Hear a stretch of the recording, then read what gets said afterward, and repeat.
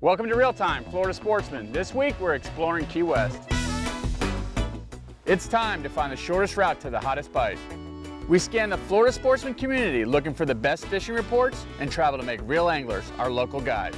Give me some of that! Together we let you in on secret spots and hometown moves. That's what I'm talking about! Oh yeah, she's done for now. This week we're in Key West. We're fishing with Pepe Gonzalez. We're looking for permit, snapper, and whatever else we can come across. Oh, look at this. What a beautiful fish. What a fish. Oh, he's digging, boy. That's gonna be another beauty. All coming up on Real Time, Florida Sportsman. I started my trip out of Stewart. It was about a 5-hour drive into Key West. You know, not a bad trip at all. Straight down 95, you get into the Keys. You know, it's real scenic once you get down here. You know, getting down here, we had some questionable weather recently, but we were hopeful, you know, talking to Pepe, that we could put a trip together. Rolling into Key West, and immediately you know that this is the fishing destination. Boater friendly. Not every town that you go into is boater friendly, but everywhere you look there's boats, you know, easily accessible boat ramps that you can splash your boat in. Once I launched the Triton, I was going to keep it in the water over where Pepe keeps his boat. Perfect, you know, right down from our accommodations where we're staying. The weather's looking a lot better than we initially anticipated, so we're super excited about the day to come. Waking up the morning of our trip and the weather is gorgeous. You know, 80% chance of rain dropped to 20, the winds were light. So I got to the boat, you know, first thing in the morning, loaded everything up, and, you know, Pepe had the plan. The great thing about Key West is everything is so close. You know, we were going to do a bunch of different things, or at least try to do a bunch of different things, and everything was nearby. Key West, Florida. Can't get any further south than this. Pepe Gonzalez, first thing in the morning, what do you got going for us today? What do you think? Well, we're gonna work with the tides. We have an incoming tide this morning. So we're gonna go some channels back behind Key West Harbor. And we're gonna go look for some tarpon and see how that goes. Worked out for a couple hours. Then we're gonna try to move on to a little bit of permit action. And if it all works out, then we'll probably end up at the reef later on this afternoon, see if we can get something for dinner. Well, I tell you, we got a pretty one this morning. The wind died off. You know, not a lot of clouds. It looks like the radar's clearing up, so hopefully get a good day. What do you think? Let's get out there. Things are looking good. Let's make it happen. We rolled it out of the cut, and actually, first talking to Pepe, he thought, you know, we were going to have a good chance at tarpon first thing in the morning. That was his initial game plan. We get to the first spot though, and the tide's just not moving.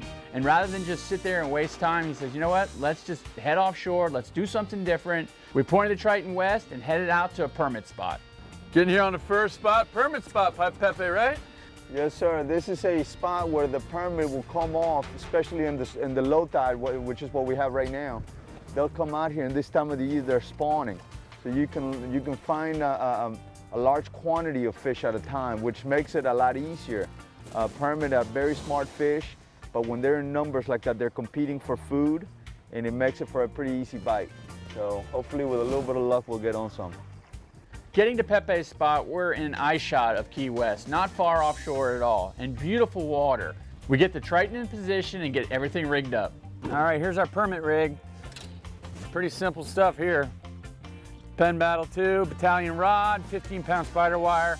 We got a long section of 30-pound Berkeley fluorocarbon, and you know, just a weighted jig here. And you put the little float on there, about 3 feet down. We're just gonna drift that right over this rock pile. Hopefully the permit, that's permit candy right there. So we got this rock pile right here. We just want to put it right around that rock pile. Right, exactly on this corner. And you see the light green? That's the sand bottom. That's where you tend to see them the most. You know what I mean? They'll stick out like a sore thumb when they're on there, when they're on the surface. So unfortunately, with the cloudy conditions we're having today, as far as visibility, it's going to make it a little bit more challenging. But so this water's a little dirtied up because of all the rain. yes, rain and the high winds that we had for a couple of days. We had some 30-knot winds and made things a little bit challenging. This segment brought to you by Yacoubian, fish the best.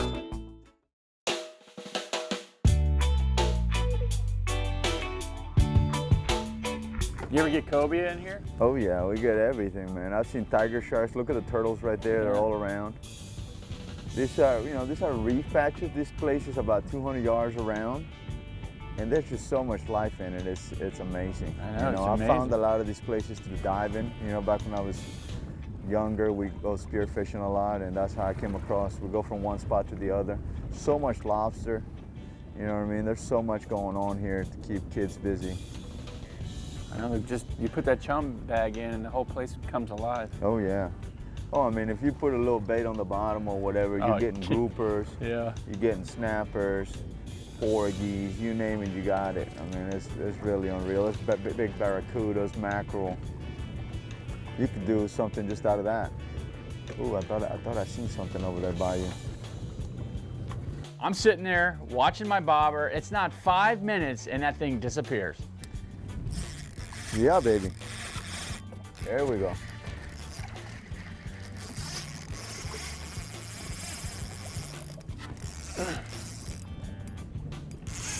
Oh yeah, I think he just found out he's got a hook in him. Think it's permit? I believe so. There's not a lot of things here that will eat them, so I would say yes. Now you see that big rock right there in front of you? Yep. What you want to do, there you go, lift the rod up just like that, man. So nice fishing with somebody that knows what they're doing. You know, half the time I'm out here. I appreciate you paying me a compliment, but let's not get ahead of ourselves here. Yeah, We got him in the boat. I think you got the one.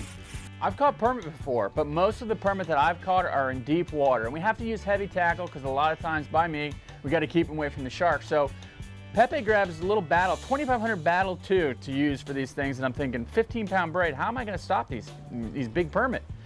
And I tell you what though, what a fun fight. These things fight so hard, especially when you have light tackle. It is just a blast. Key West, man. Just getting out here and It is, it's amazing. already producing. How cool is this? This whole place is coming alive. You put that chum bag in the water, little yellowtails are coming around and chubs and all this. So much life. This place is incredible. When he first bit, I thought, well, you know, he's not really fighting that hard. And this thing woke up. Yeah, he didn't know he was hooked then. He didn't know what was going on. And what's the typical size you're getting out here? They're breeders out here, so you're looking at least, I would say, 25 pounds. Somewhere around there. Once in a while, you can get a pup, you know, in the 15-pound range, but they're all pretty large. I've gotten one time that he was so large, we had to get off the anchor and chase him down, you know? You know, by me, you hook one of these and the bull sharks are all over them. Really? I mean, you got to fight them with 50-pound braid, Oh, drags really? locked all the way down, and it's combat, it's a battle. Oh, Here, wow. it's nice that you can just pair it up with some lighter tackle and get the fight. It is, it is. Oh, there he is. Wow, look at the size now. Oh, look at this. What a a beautiful fish. fish. What a fish. Look at I tell you, you come to Key West, you think of permit. God, what a Look at that. destination. what a gorgeous fish. First thing in the morning, first fish of the morning. Threw that crab out there. He was right where he said he would be.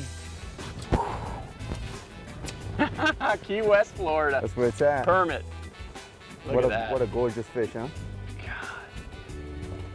Let me get back in the water. Let's get a healthy release.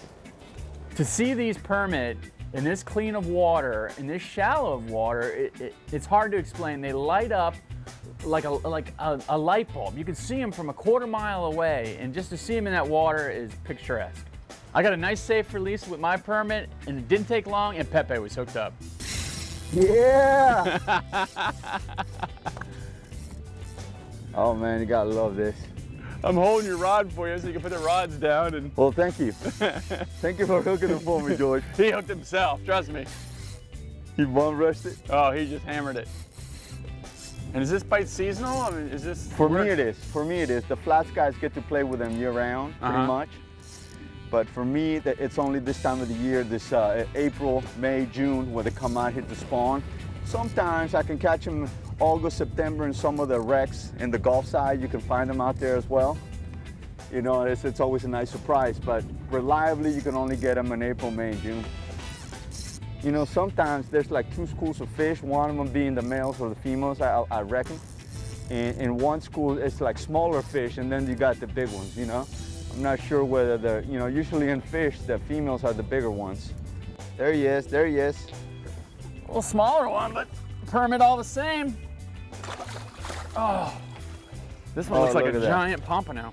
Hard That's to tell what they them are, apart. large cousin of the pompano. Gosh. Look at that. And you can see why. You can see them in that water. When they lay up on their side, just a flash. You can see it from half a mile away. Oh, cool. Awesome job, Yeah, bro. man, that was awesome. Awesome. God, this place is insane.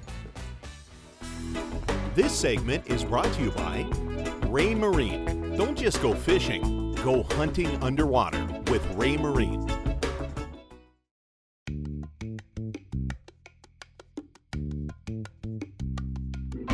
Being in Key West, I know this area is known for its diversity. We already got a couple permit. We could have probably sat there and just worked them, most of the morning. But I wanted to switch gears. Pepe had other options available, so we decided, you know what, let's head offshore and let's go look for some snapper. Talking with Pepe, he said there's one time of the year to get down here to the Keys to target these mutton snapper, and we've timed it perfectly. Several days before this moon and several days after this moon is the time. Apparently the locals wait all year for this one time to target these fish. And I tell you what, pulling up to the spot, you can see we're not the first ones here to this party. This is a popular spot. It is, this time of the year. I mean, as far as I remember growing up as a local here, it's a big deal for the locals to come out here and get a few muttons. It's just a certain area that they like to breed and they like to hang out in this area. Yes, sir. And it will happen all throughout the night. It's going to happen 3 or 4 nights before the full moon, during the full moon, and 3 or 4 nights past the full moon. So a lot of these boats will be staying out here for a while. And it is also important, though, to remember that these fish are spawning. Like everything that I do is catch and release. We get enough for dinner and then we let them go. Don't kill everything. Don't kill everything, because these are fish that are dropping their eggs, and this is how we're going to get the fish for next year. So just, really important out here, we're going to put one down on the bottom. It's just a really long section of fluorocarbon leader, just a 40-pound section. We're just going to use a nice 5/0 trocar circle hook. We're going to drop a live bait down to the bottom. We got some plugs, some ballyhoo plugs that we're putting out back, but we're going to send a pinfish down. Important to get a lot of chum going. It's very important, especially when you got this much competition, because you want to draw them to your boat, and everybody's trying to do the same. So you got to have the chum to get them to come up. We're trying to get them to come up off the bottom and come up and eat those jigs, you know what I'm saying? So it's very important to have that chum trail going.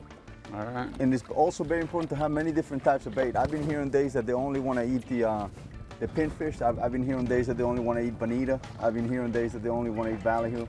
So it's very important to try different things, and you constantly keep trying different things until you get in that groove and you start getting the bite, you know what I mean? Because the current changes every day, everything changes every day, so you just have to adjust. It took a little bit to get the first bite. Pepe was actually ripping his bait in, getting ready to change his bait out, and he hooked up and he was onto a good one. You were reeling it up and he ate it? Yeah. Or, while I was eating my sandwich, I let it free spool, maybe he hooked himself. And I finally came tight with them,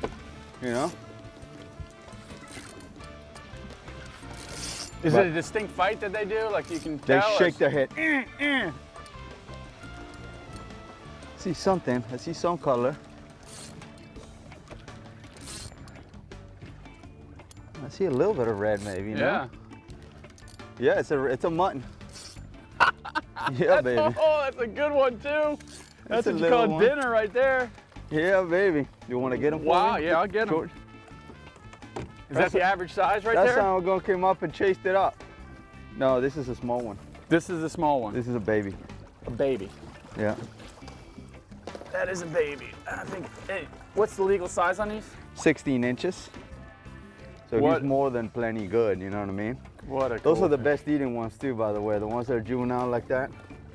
That's a beautiful fish, isn't it? Yeah, he is pretty. Let's get another one. Let's throw this one to Yeti. Pepe got his mutton snapper. I'm itching for one. I'm fishing 2 rods. I got a bottom rod down, a rod on top. And you know what? I'm not paying attention. The top rod goes off. Stay with him. Good job, good job. Oh, that's a good one there too, Bubba. Feel it on this You're rod. working on a nice one. Nice and light drag. Don't put Light too much. drag? Nice, yeah.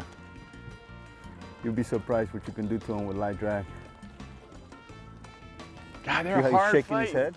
You see Yeah. him shaking his head? Yeah, That's yeah, the definitely. telltale sign of one right there.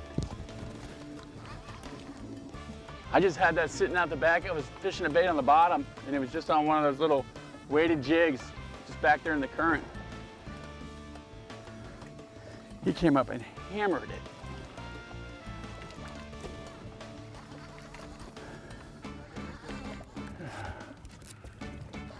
Dead sticking it, huh?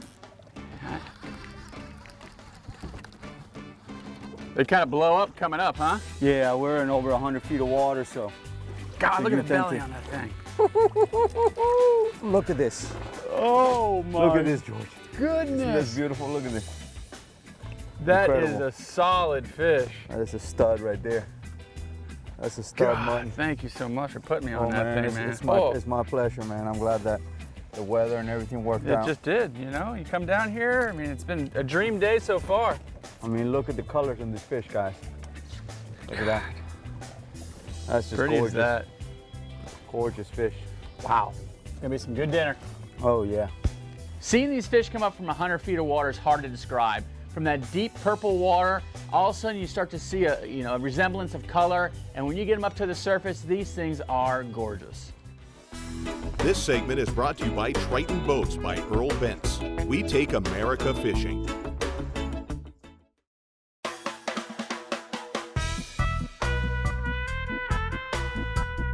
This week we're going to talk about fuel management. You know, these bay boats are getting bigger fuel tanks, and we're making longer runs in them, but fuel optimization with the price of fuel and the distance that you want to run is extremely important. Utilizing Mercury SmartCraft gauges, it's really easy to find the most efficient running speed for your motor. Making subtle changes to the trim while you're running, you can really see the changes with your fuel efficiency. So it's a matter of just experimenting, finding that perfect running spot for your boat, and getting the most out of every mile.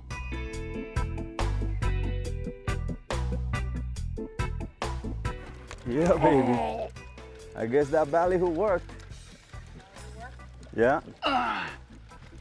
That's a horse there, Bubba. I put a whole ballyhoo down on the bottom, a live ballyhoo. Looking for a big fish. Look at him shaking his head. Oh, he's digging, boy. That's gonna be another beauty.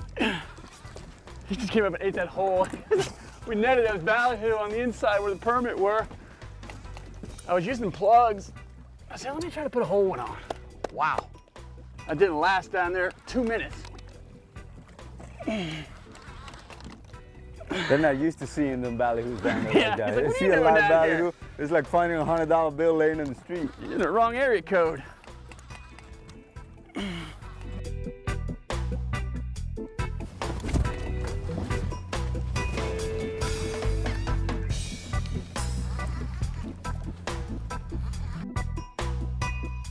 That troll car got him right there in the corner. Perfect hookup, man. Look at that. That's textbook. Good God. job. Another beautiful Key West mutton. They fight so hard. It's all Off you the want bottom. out of a bite. It's all you want out of a bite. And great eating too, right? Oh, good Lord. What do you see it tonight? I can hardly wait. What a day. Beautiful. Jeez, look how pretty that thing is. Look at the blue under his eyes. The black dot in his tail. I mean, look at that. We flat wore these snapper out, and Pepe doesn't like to keep a lot of fish, he said, just keeps what we're gonna eat. He had special plans for us. He was gonna take us to one of his favorite restaurants, and they were gonna cook our catch. It's 11:30, and we pretty much had a complete day. Plenty of mutton snapper, 2 beautiful permit, but Pepe had one more thing in store. He said he had something special he wanted to show me. We pulled up onto this flat, and immediately you saw the life that was here. There were sharks everywhere. I've never seen anything like this. So we literally probably sat there for an hour, hand feeding these things, getting underwater footage, practically feeding them out of our hands.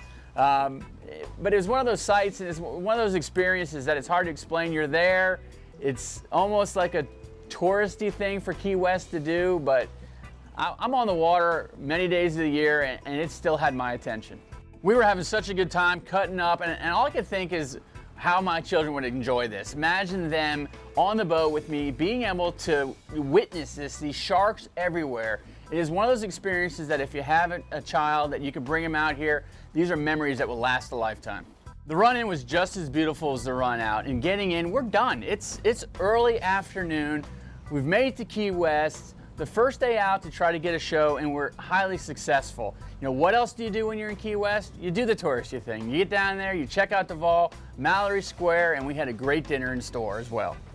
Walking around Duval Street and you see the lure of Key West for a lot of people as well. It's not just the fishing and diving. This is the kind of place that you could come with your family. You know, you could spend a day out on the water and then you could take a day off and you could just spend the whole day walking around Duval Street and taking in all the sights. Pepe not only provided a great day of fishing, but his favorite restaurant cooked us an incredible meal as the sun set over Key West Harbor. Well, George, after a great day out on the water, this is the only way we could end it. You know what I mean? We've got some nice fish. We're sitting here watching Key West sunset, turtle crawls, enjoying some of the harvest of the day. Fruits of our labor. That's it. What a great day. Let's eat. Key West is a community that thrives with fishing and diving. Having this as a destination that is easily accessible, but trailing your boat down of any size with a diverse fishery close by makes it a simple choice as a fishing destination. Pepe reached out to me on the Florida Sportsman Facebook page and let me know that he was on some good fish. I hooked up the Triton, I made the trip down, and it was one that I'll never forget.